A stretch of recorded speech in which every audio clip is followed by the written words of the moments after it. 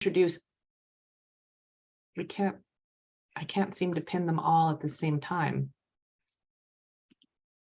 There we go. Perfect. So here we go. Tshaka and Youth Poets, welcome. We're so honored to have you here at Arts is Life. Wonderful, thanks. Thanks for passing this over. And I feel like, I didn't realize what bio you had, so I feel like I need to explain the 100 Monkeys thing in the beginning. There's a view of collective consciousness, and there's a study that was done to show how when there's enough people thinking about or around a thing, that it gets to a breaking point where then everyone thinks about it. So when you get a chance, look at the 100 monkey theory, and you'll see what I was referring to as number 37. We can dig into that later on if we have time. Anyway, I'm glad to be here. I'm humbled to be part of this this show and this showcase, and be in conversation with folks that I think are going to change the world. I'm super excited. So I'm going to go through bios really quickly, and then have each Youth Poet Laureate introduce themselves, if that sounds okay with everyone.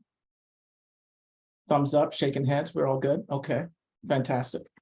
Okay, so and forgive me if I don't have all of the pronunciations correctly. Just please correct me when we get to you. So we have Chloe from Daly City Youth Poet Laureate and South San Francisco Youth Poet in Residence.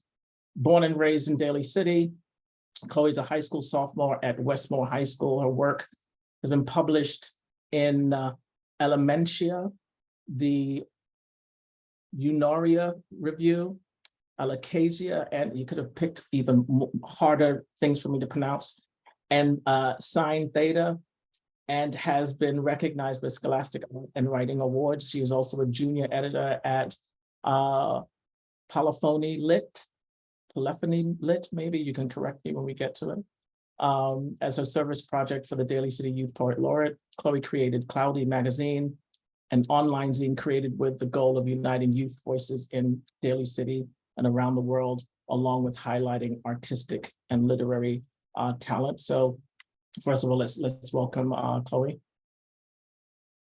Okay. Next, I have Mayra Estrada. Mayra is an African-American and Mexican female poet. Mayra considers herself an activist and utilizes her political poetry as a way to expand her knowledge and express her beliefs.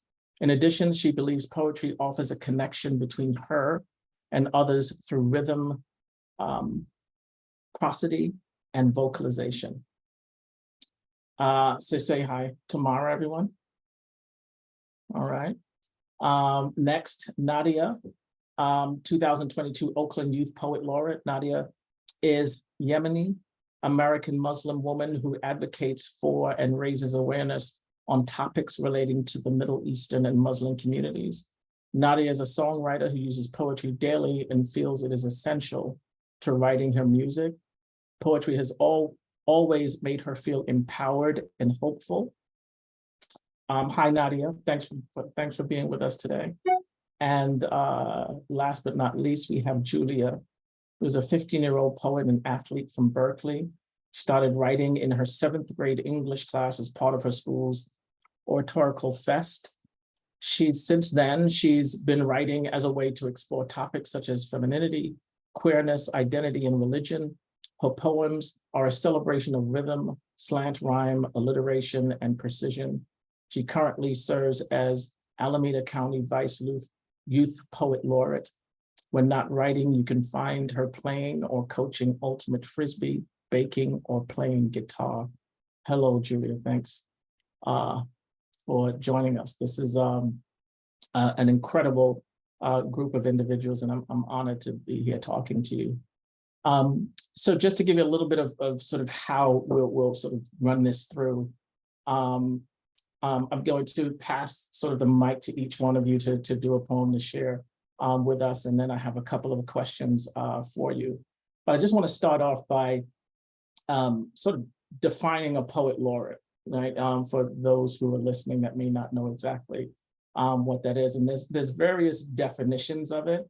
The first and most foremost is that it's sort of a city or state appointed position. So that's number one. It's not like, you went to the boba shop and they were like, oh, you're going to be poet laureate, and there you have it. It has to be officially done. And the duties vary from place to place, determining on the appointing body. So sometimes it's about promoting and reading poetry in the community, writing, appreciating poetry.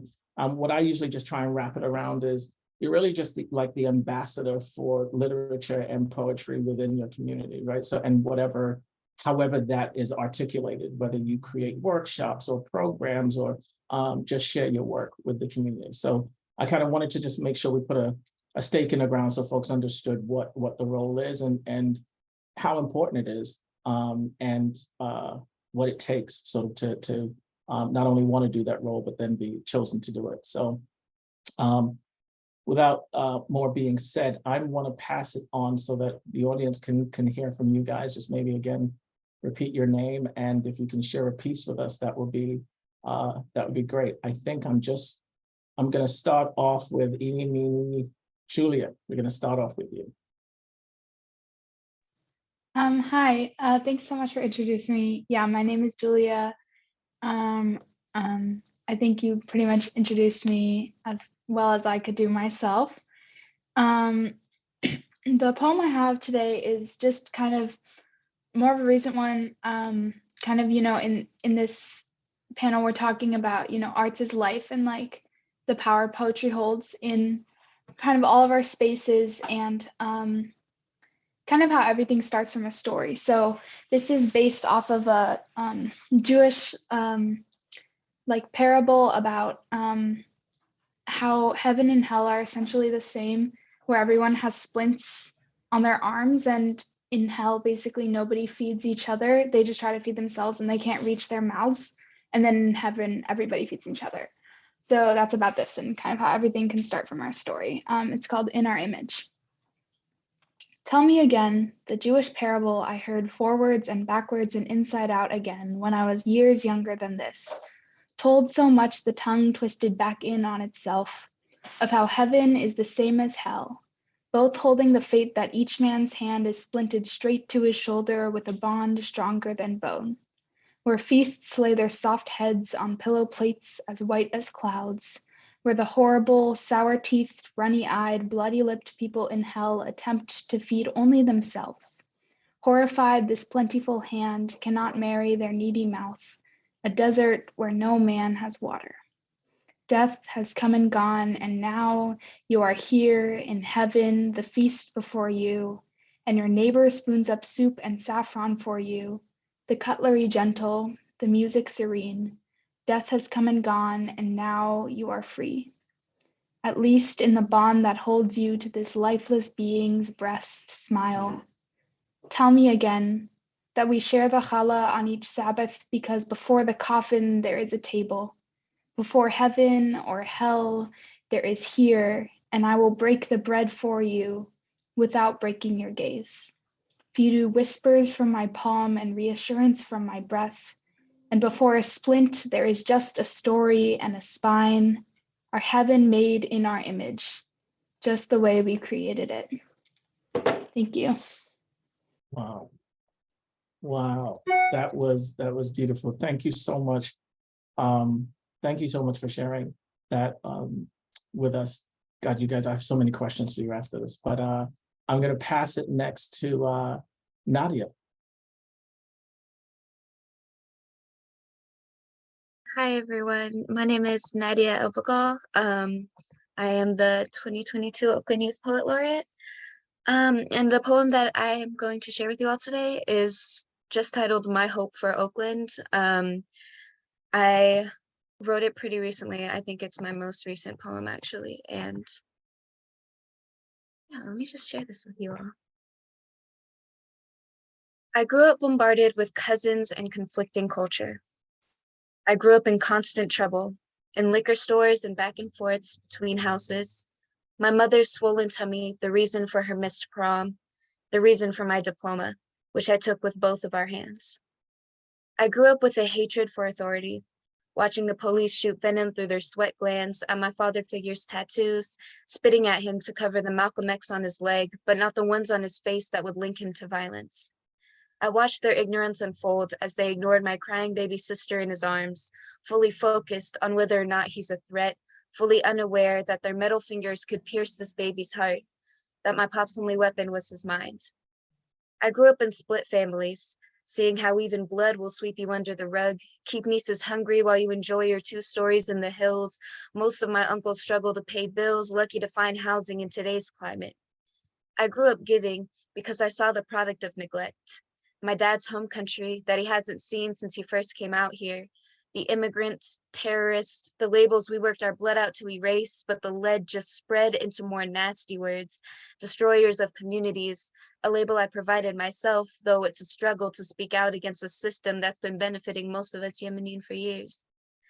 I could say my main dream is to stop being the alcohol provider, diabetes supplier, but this desperation, this need goes beyond a wine lease. It extends to the racism backed by the white man who placed us in the hood to corrupt it from the inside. And we took the bait, but we too have to live there and supply to our neighbors. We seem to forget that we're all placed strategically. We are the chess pieces, and everyone wants to be king due to the title when the queen is the one who makes the real moves, and ignorance keeps us all pawns. My dreams for my city are along the lines of equality, but that's too broad of an answer. So specifically, I want to be able to see my ethnicity when I'm checking a box that's meant to define me, so I don't get grouped with just white and my needs become hidden amongst those who are systemically set up to do better. Just because you put Middle Eastern in parentheses does not mean that you're inclusive. I want to be able to point to a map and show the people in power my country, not the one I reside in, but my country. Show them how we're ignored, though we're going through a civil war, the world's largest humanitarian crisis, so the least you can do is acknowledge my background. The least you can do is have my language as an option to learn in public schools, because despite what you may think, the world doesn't limit itself to Spanish, French, and German. The least you can do is try to say our names correctly. I know the sub has hit me on the roll call sheet when there's a long pause before they say my name. I didn't know that Nadia was super hard to say, so imagine when my sister Hissan gets into school. I don't want to have to worry about her being made a fool. I guess my dream is that we all talk to each other respectfully, with honesty, hold no opinions with an unknown claw, learn before we speak. But it's hard to think of goals that are not so out of reach, so I plan for the stars, and if the edge of the earth is what I meet, I won't be upset. I won't let other people's limits stop me from achieving what I wish for my community. Grocery stores in the Deep East, defunding the police because putting money into a Beretta won't take people off the streets, won't put sheets over the shivering bodies of unhoused individuals, will only put the captor of my heart in a cell at 15 years old, will only ruin lives and put a rehabilitation sign on the chains linking children, leading them to spend more time behind bars than out in the open. My dreams run soul deep, meaning it's a change that must take place in our hearts and in our brains, because hatred causes division, causes hatred, causes division, causes pain, causes violence, causes misery. Yet I'm confident the problems we face will be solved by unity. So in turn, unity is my dream. Thank you very much. Wow, thank you so much for sharing that with us, Nadia. Next, we'll pass it to Chloe. Hi, so my name is Chloe. I'm the Daly City Youth Poet Laureate and the South San Francisco Poet in Residence. I think you described me pretty well. I'm a junior editor at Polyphony Lit, and I think you pronounced everything else correctly. So yeah. And the poem I'll be reading today is called The Parallels. And I just got home from school, so sorry if I'm a little bit disorganized right now. But it starts like this. I've told you this before, in every life, it's different. Oftentimes, the blur of the world gets to you before I do. eyesight swimming in the alcohol of a Shanghai bar in the middle of winter. The widow at the end of the row, fumbling with her purse. The wide grin into your third shot of a Bloody Mary, hands clasped as if in prayer. Your monosyllabic responses to all things quiet, nothing but the roar of belonging in your ears and the night around you. In another life, we remained huddled in solitude in a one-bedroom apartment downtown. In this world, it is enough to love you. Through the cherry blossom branches on the street, the west wind blows. We remain forever east of the sun. My fingers threading through your hair as you sit in front of the mirror and put on enough makeup to think you are beautiful. You always have been, though I can't tell you that now. You'll never believe me. In another life, it is not enough to love you, and it never will be. Fish fall from the sky this time of year, which is just to say there is nowhere left to go. Everything will still be here once the storm is over. When you look into the eye of the hurricane, imagine that it is me looking back at you.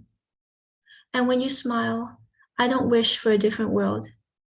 Underneath the gas station lights, we drink that 3 a.m. coffee and pretend it stills the screaming. It's not you who dies that night. The war is fought in a different country entirely, and we both live to see another day. You remain hollow-chested, the storm never ending. In another life, we are always falling. When you said goodbye, I knew it would never be over. Thank you. Amazing, amazing work. Thank you so much for sharing. And last, but not least, we will pass it on to Myra. Hi everyone, my name is Myra. I'm the 2021 Oakland Youth Poet Laureate, and I think my bio described me pretty well. I'm going to be performing a poem that I made pretty early on, so it isn't recent, but I hope you guys enjoy. It is titled No Love Shown. So you think you've got it bad. Those words were embedded in the back of my head like my daddy's phone number. He told me to call if anyone ever messed with me. Little did he know that my biggest enemy was right in front of me. It was the system and their not so gentle reminder that I had to get it out the mud. Because Lord knows I wasn't given no free handouts. I wasn't given a place to cry, nor was I given the luxury of knowing I didn't have to work 10 times harder for every dime. There was never a day I knew I could sit down and relax without knowing there would be another bill to come up. And it's even harder to live when I work and work and work to survive, trying to outgrow this generational trauma of a cycle so neglectful to the babies with the brown skin. So you tell me, when I'm in this land of the free, do I have a chance to win? I was born with oppression being stuffed down my lungs, the pungent hatred against my races, locked up in bloody shackles, handcuffs stripping me away of my humanity. And your lack of human decency only shows your disregard toward my phenotypic configuration. I was subjected to a life of poverty because the probability of making it out the hood was like walking on water. Ain't it funny how I'm the defendant in my own country? The law turned its back on me the day the Constitution was written. I had to defy the odds because they were stacked against me, taking back my freedom, trying to rewrite my destiny. There's never a day that passes where I don't think about the fact that I may be lit up and shot because of my Blackness. And if I'm too Latin, I can't imagine them having any compassion. My destiny was given to me. They say Black people are free, denying the mental shackles of white supremacy. You think we asked for this? There's never any love shown to the babies with skin. Just pity from the ones that know this journey is so far from home. I would think I read this in a history textbook. You believe the past is in the past and the present has changed, but I'm reliving the same story, just edited. It's so hard not to fit into a statistic when my demographics do all the speaking for me. I speak on behalf of the babies with the brown skin, because if not me, then who will? I wasn't given the satisfaction of knowing you had love for my pigmentation. When your distaste shines so bright, I could see it through your exercise lies. There's never any love shown to the babies with the brown skin. So I can try with all my might to go against your deliberate tactics to make me fail. And I can try to be so much better than the ladies I see walking down Fruitvale. But please don't misunderstand me. I don't feel pity for the ones beneath me when I know they didn't do anything wrong but declined the life of a capitalist. I live in a land where it's one man for themselves. So I walk and I walk and I walk with no sign of direction, but my head's high and my eyes are set on the prize. I got my ancestors on my back, and that's all I need to escape your neglection. Thank you. Wow, thank you so much for sharing that, Myra. I got to tell all of you, as sort of I walk through my sort of career and life as a poet, you always wonder sort of, when at the point in which I stop writing, what happens to the craft. And I can tell you that there is no problem with what's coming up in the future. You guys are amazing. And thank you so much for sharing that work. So look, we're going to get to the fun section, which I hope is fun as well. I'm going to ask a couple of questions. I think some for the group, just more general questions, and then one or two for you guys as individuals. But the first question I sort of want to pose out to the group. When you've got your daily lives and school, sports for some, et cetera, et cetera. What made you take up and consider, applying for the role of being a laureate? That's sort of the general question. Anyone can sort of unmute and answer as they feel, or I'm going to pick on you. So, but yeah, just in general, I mean, it's another thing to do. Why do you consider being laureate important? Why did you sort of apply for the role?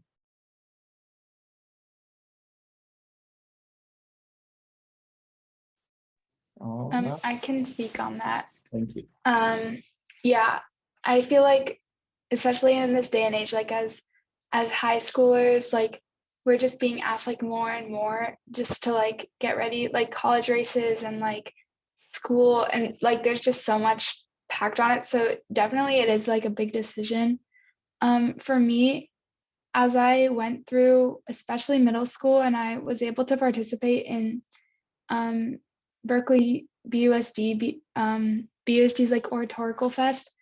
I was able to watch like just a lot of like poems online as part of class. And I remember one or two that like really spoke to me, and I saw myself in the poets. And as I came to apply, basically my reason for it was like, I want someone else to have that. Like if I can just have one person like be inspired to write or share anything about their life because of something I wrote, like that would just be like a dream come true for me, even if it's just one person, because I believe that like the world is 1,000 times better when people share their voices and like just their thoughts and beliefs and like artistry. So yeah, that's what encouraged me to apply. Wonderful. Thanks for sharing that. I think that's you make a major point there, right? Is that the more we can spread our experiences, with people, is that the more that sort of multiplies and folks get a better understanding of, experiences that people are having that may be outside of their sort of their framework. So thank you for that. Anyone else want to share why they considered being a laureate?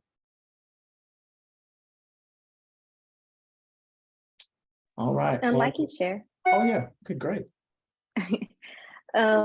I applied to become the Oakland Youth Poet Laureate, and I think for me, one of my biggest reasons behind that was to like find a sense of belonging in my own community, being an Oakland resident.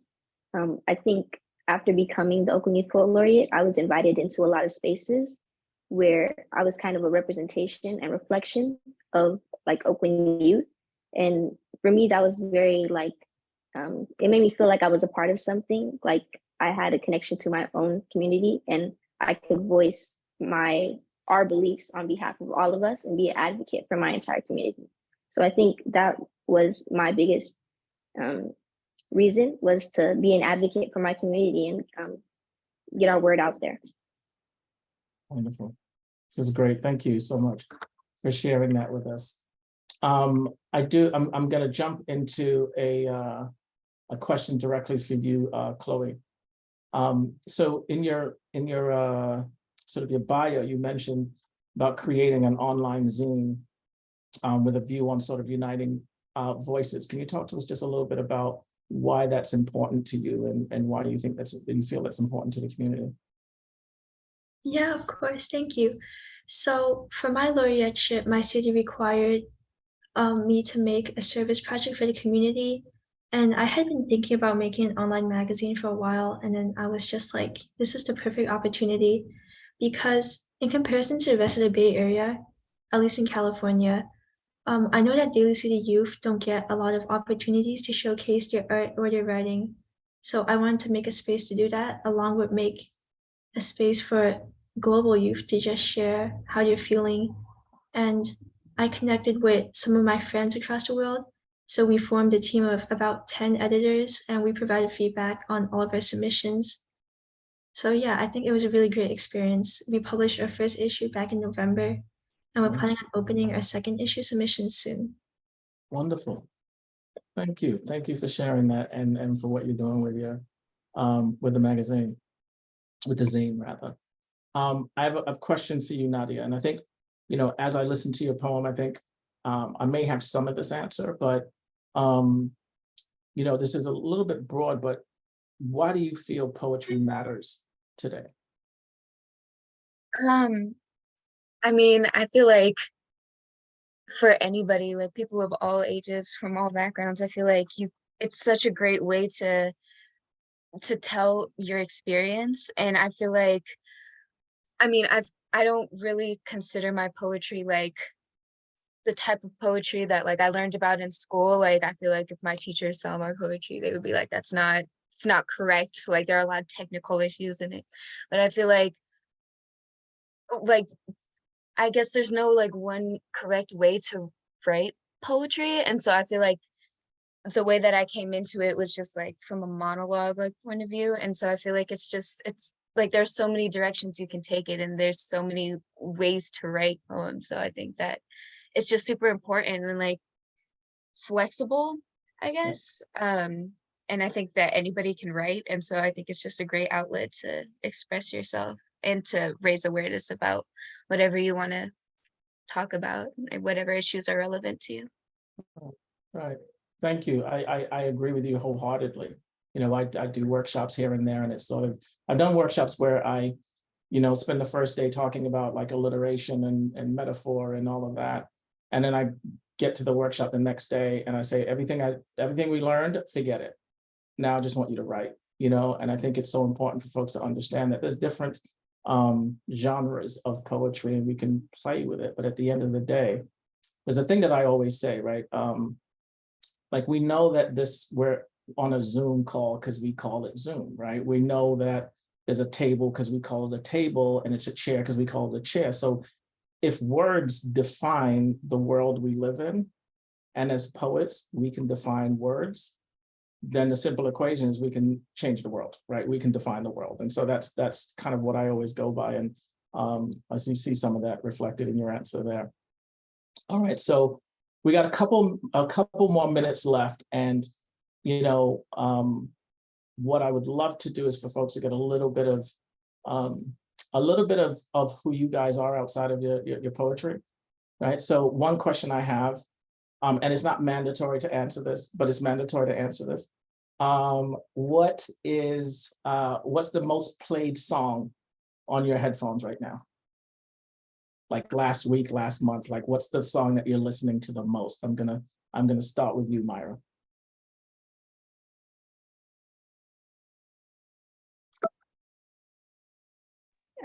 I'm not sure like what song I've been like listening to the most, but I think a song that's been on my mind today is Ain't No Way by Aretha Franklin. I've been listening to that a lot. I've listened to a lot of covers as well. So okay, cool. Julia, you're next. I've been listening to a lot of Miss Lauryn Hill lately, so that thing has been at the top of my list for a few weeks. I love it. I love it. I'm gonna have to pull that back out. Chloe, you're next. What are you listening to? So my results are kind of messed up because last night I spent an hour listening to Meet Me in the Woods by Lord Huron. But yeah, that's been on my mind lately. Okay, cool. And then Nadia, what are you listening to? My most played song right now is When I Be on the Mic by Rakim. Oh, you guys are old souls. I love it. Okay, so my next question across the group is, and I know this is a hard question for me, do you have a favorite poet? And if so, who is that poet?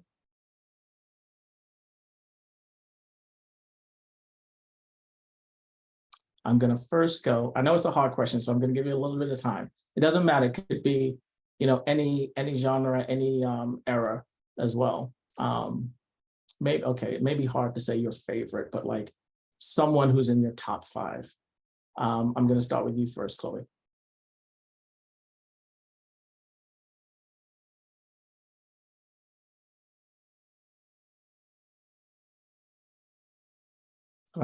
Can you guys still hear me?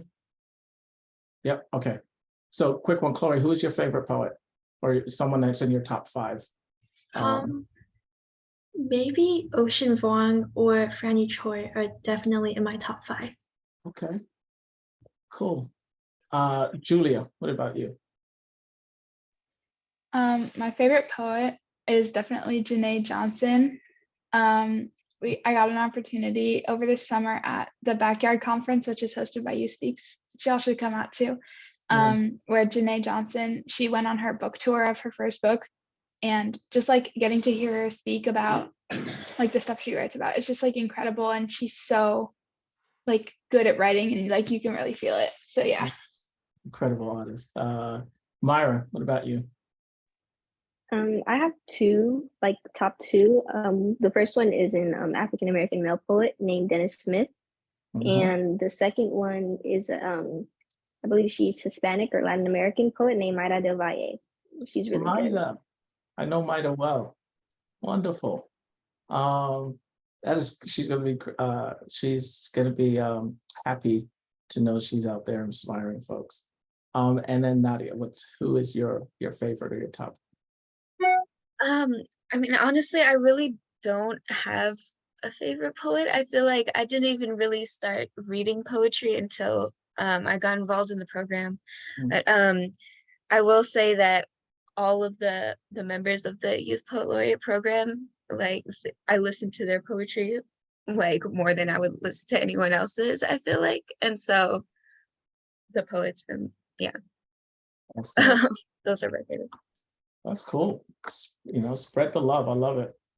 I have one more question for you, but I think the folks wanted me to do a poem quickly. So I'll do that, and then I'll end with one last question. How does that sound? Okay.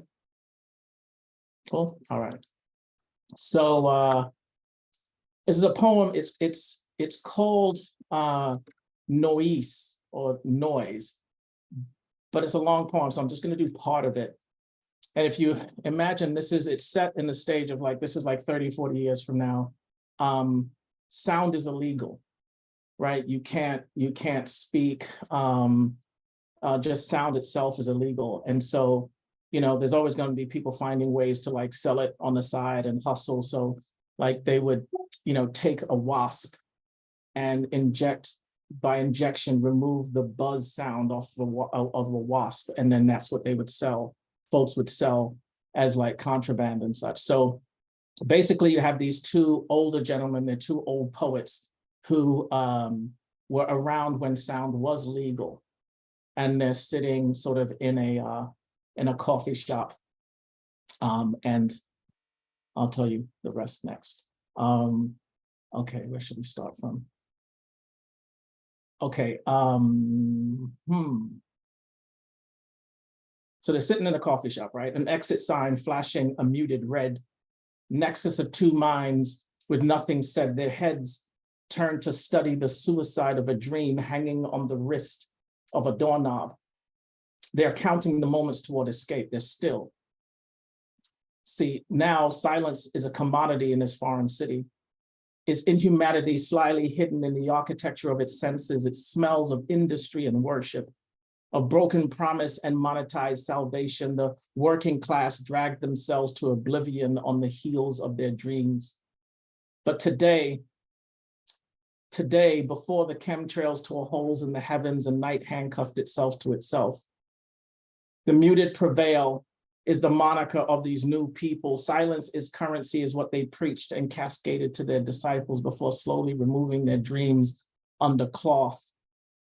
Now, these two people, they sat down coexisting, but sound now is music and words are ammunition. So a phrase that sings is too powerful an instrument. It can cause wars, it can cause famine, hope, desire, hope, war, and more. So it was systematically outlawed.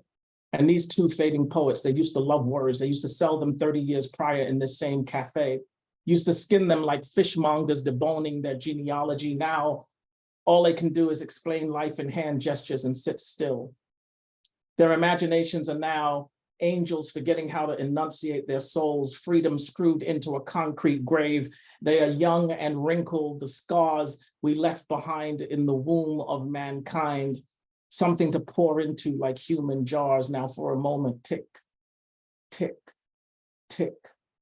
An hourglass alarm blinks in the background, 57, 58, 59, boom. And then like a supernova, they explode into a gyration of swirling screams. They yell out, the sound circling their spines like DNA parables spelling eternity. They spoke in galaxies, in old, in wet, like miracles unearthed and unabashed. Their tongues fat from incubating planets in their mouths for 3 decades now, so they are still unfamiliar to the sound of their own voices, to their own God. So they clicked awkward between each lucid sentence. We are click, the descendants of an imaginary future click, muted, not no more, return from this unholy click. We are not muted. A nanosecond later, they pour into the street, chanting in sublime synchronicity. We are not mutes. We are spitting gypsies, nomads carrying streams to places only our skins can recall. We be because we say we are, an arsenal of twisted tongue witch doctors toe tagged and ready to give death back to the dying, made from the ground bones of Click, Milton, Lanston, Click, Kubir, Suhair, Click, McKay, Byron, Blake. They shake Ellens, Abrams, Williams, LaRose, Heron, Click, Garvey, Angelou, Giovanni, Kuti, Shelley, we be Shelley, we be a soup of soothsayers, looting peridiums loosely with loose leaf skin and veins for lines. So we write in 12-point blood and cursive flesh, barbed wire sewn through our throats to ensure that we swallow pain and speak plasma. So give us back what you've taken. We've evolved this language into a palisade of shape-shifting illusion, a trend, a belief, a stand for and stand on click. So let us dream, click, let us speak, let us click, let us dream. Look at us.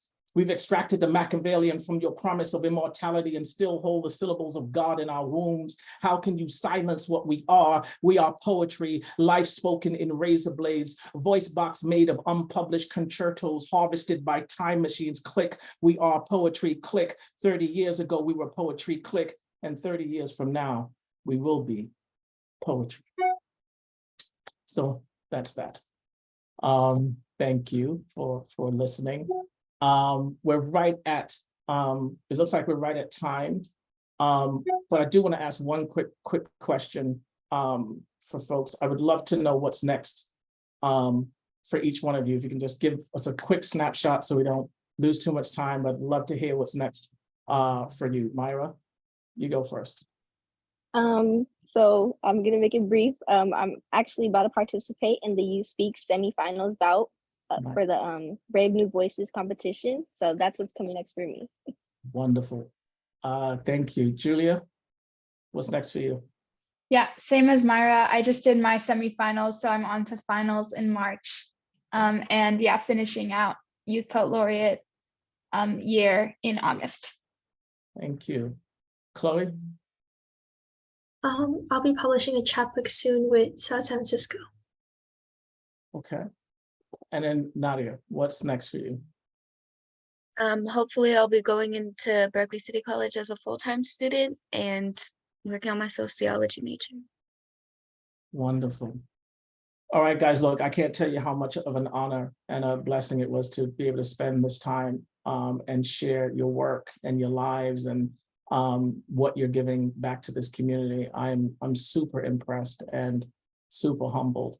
And hopefully everyone else listening feels the same way. Keep doing what you're doing. You're fantastic. The chat is blowing up with incredible positive affirmations for all of you. And one really important question has come up everyone, if all 5 of you, if you'd be willing to put something into the chat about how we can follow you on social media, if you have an Instagram or a website, or just, people want to know where to find you. So please share that in the chat before you sign off. And we see that there's some students watching as well, and they're super grateful as well. So please, everybody, Tshaka, if you could put it back into everyone, you said you just sent it to host and panelists. If you could send it to everyone, Okay, absolutely. that would be great. Yeah, make sure you're sending it not just to host and panelists in the chat, but that you're sending it to everyone so the audience can see. So you might have to repost it. But yeah, I think everyone would love to follow you, your work, incredibly inspiring. And you can read the positive comments in the chat before we close up.